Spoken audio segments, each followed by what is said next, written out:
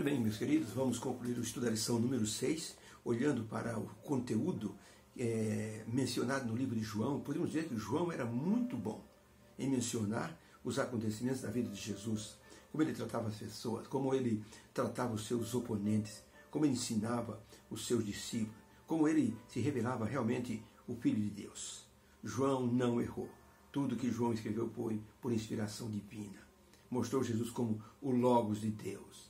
Mostrou que Jesus merece toda a nossa confiança, toda a nossa devoção, toda a nossa adoração. John Bisagno. João Bisagno era um missionário no Texas, um pastor de uma igreja nossa no Texas. E ali no Texas havia uma companhia de petróleo muito grande. E ele resolveu que ele ia evangelizar o dono daquela empresa de petróleo. Ligou, falou com a secretária, marcou um horário e foi ao encontro do grande industrial. Quando chegou lá, sentou-se diante do homem de negócios e falou de Jesus, falou o quanto Jesus estava assim pensando nele como alguém que necessitava de salvação. O homem era muito rico, poderia dispensar o pastor de forma rápida e, querendo colocar o pastor à prova, disse: pastor, vamos fazer alguma coisa? Vamos ser ligeiro e direto no assunto, para que eu possa entrar na sua igreja, quanto eu tenho que dar em dinheiro? O pastor olhou bem dentro dos olhos daquele homem de negócio e disse: vou dizer uma coisa para o senhor pertencer à minha igreja, não à minha igreja, pertencer a Cristo.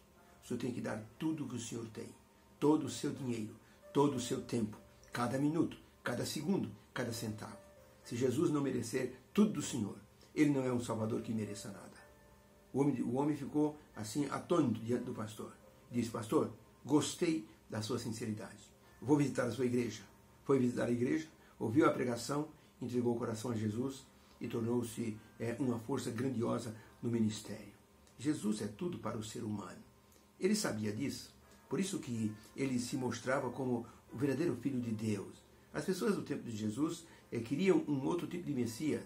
João Batista, ele foi a maior testemunha humana de Jesus. Ele disse: ele é o Cordeiro de Deus. Ele disse assim: importa que ele cresça e que eu diminua. Não importa o que aconteça, você tem que seguir Jesus. Ele disse para os seus discípulos. Ele já via que sua missão estava terminada. Ele podia morrer tranquilo, não tinha nenhum problema. Tanto que quando ele foi preso, ele não pediu para ninguém libertá-lo. Ele assumiu que o papel, a sua função já estava terminada. E ele então disse para as pessoas que procuravam Jesus, procuravam ele como Jesus: você é o Cristo? Não. Você é um profeta? Não. Quem você é? Eu sou aquele que preparei o caminho para o Messias.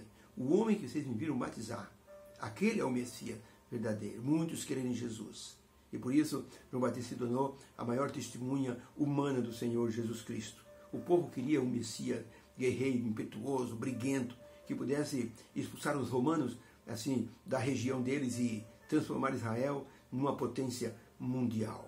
Por isso, Jesus Cristo não satisfez essas ansiedades do povo. Ao invés disso, Jesus disse: eu sou o pão da vida. Isso desapontou algumas pessoas. E Jesus disse ainda uma expressão que chocou aqueles que tinham aspirações assim imperiais, materiais, de que Jesus fosse um grande governante, um imperador de Israel. Jesus disse: quem não comer da minha carne e não beber do meu sangue, não terá a vida eterna. E as pessoas se olharam: como assim? O que ele está dizendo? Comer a carne dele, beber o sangue dele? O que ele está fazendo que nós somos? Jesus disse: quem crê em mim tem a vida eterna, quem não crê já está condenado. E as pessoas se retiraram. Muitos dos seus discípulos já não andavam com Jesus. Jesus chegou a perguntar para os 12 discípulos: e vocês querem ir embora também? Foi aí que Pedro se levantou e disse: Senhor, para quem nós iremos? O Senhor tem as palavras da vida eterna. Nós não temos para onde ir. O Senhor é o Filho de Deus. Nós estamos com o Senhor porque o Senhor é o Filho de Deus.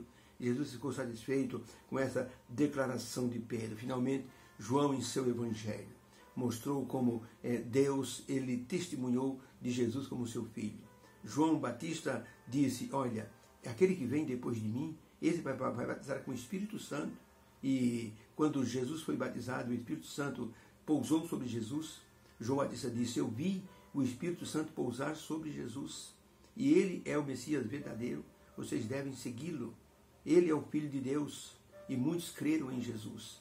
Muitos não creram. E, inclusive, eles queriam prender Jesus, mas por causa da multidão, no último dia da festa dos tabernáculos, Jesus, ele disse, vocês precisam comer a minha carne e beber o meu sangue, senão vocês não vão ganhar a vida eterna. As pessoas se olharam e disseram, esse homem está louco. E tentaram prender Jesus. Os sacerdotes mandaram, inclusive, alguns serviçais para que prendessem Jesus, mas eles não conseguiram. Voltaram e os sacerdotes perguntaram, cadê o homem? Disseram, nunca ouvimos um homem falar desse jeito. Ele fala de uma forma impressionante. E então os sacerdotes disseram, vocês também foram convencidos? Vejam que não vem nenhum profeta da Galileia. Esse homem é uma farsa. Veja, o Messias vem de Belém. O Messias vem da linhagem de Davi. Nem sequer se deram o trabalho de olhar de onde era a família de Jesus. Jesus era um descendente direto de Davi e nasceu em Belém.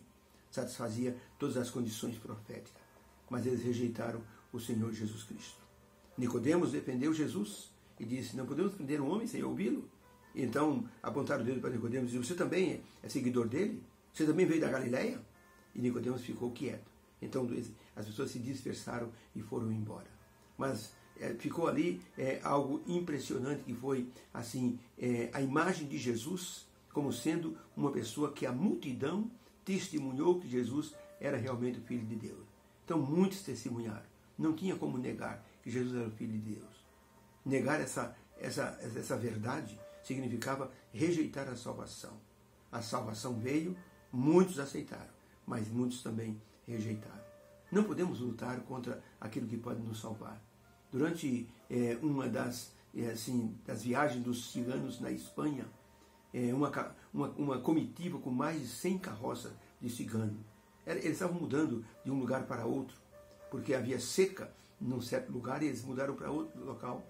Mas havia chovido muito e quando eles desceram uma montanha, uma carroça por trás da outra foi caindo no rio caudaloso, um rio de uma forte correnteza. O desespero tomou conta daquelas pessoas, que as famílias caíam dentro do rio, crianças eram levadas pelas águas. Um rapaz tentou salvar a mãe, mas a mãe, no desespero, segurava o moço no desespero da morte. E o rapaz gritava, mãe, me solta, eu salvo a senhora. Mas a mãe, no desespero, segurou o moço e ele viu que ele ia morrer junto com ela. Teve que largá-la. E a correnteza a levou e ele conseguiu nadar, segurar num tronco e se salvou. No dia seguinte havia mais de 150 corpos, assim, deitados um ao lado do outro, para serem sepultados. A cena que mais comoveu foi a cena de um moço que debruçava sobre o corpo da mãe e chorava dizendo, mãe, eu podia salvar, por que a senhora não me deixou salvá-la? A mulher se debateu e impediu que o filho a salvasse da morte certa. Jesus Cristo está tentando nos salvar, mas muitos estão se debatendo em suas incredulidades, em seus ateísmos, em sua autossuficiência. Eu não preciso de Deus, eu não preciso de Jesus, eu estou decepcionado com Jesus, eu pedi que ele curasse minha mãe, que salvasse meu filho e nada aconteceu. Esse Jesus não existe. E muitos então acabam naufragando espiritualmente porque não deixam Jesus estender a mão para salvar. Que não seja o nosso caso. Nós louvamos a Deus porque Ele estendeu a sua mão e nos salvou. Louvado seja o seu nome. Tenha um feliz sábado e que essa mensagem fique em nosso coração, que a lição dessa semana fique em nosso coração. A multidão testemunhou de Jesus e hoje é a nossa vez de testemunhar do Senhor Jesus Cristo como o nosso Salvador. Fica com Deus e tenha um feliz sábado. Deus abençoe a todos.